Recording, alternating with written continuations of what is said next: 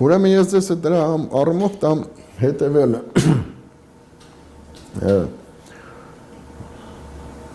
Պուշկինը հետևյալ հետաքրքիր բան ունի, ասում է ես Բայրոնին անցնենք հասկանում եմ, որովհետև Բայրոնի մեջ ասում է խելոքը խելոք է, հերոսը այդ այն գեղեցիկ երիտասարդը որ բան էս ասում է դրանք տրաֆարետներ են։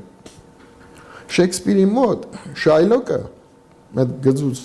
աշխարհում համ խելոք է, համ խորամանկ է, համ վախկոտ է, համ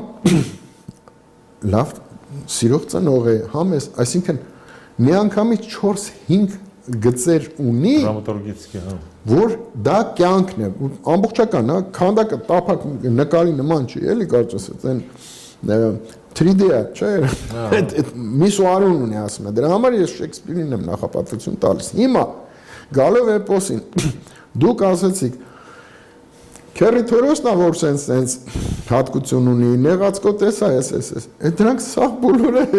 մեր հավաքական կերպարի տարբեր գծերն են, որը տալիս է, թե մենք ով ենք ամբողջությամբ, այսինքն 3D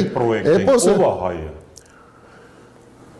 Նոր ասեցիք դուք արդեն, նորից չկրկնեմ։ Չէ, այդպես տասնյակ կերպարներ կասենք։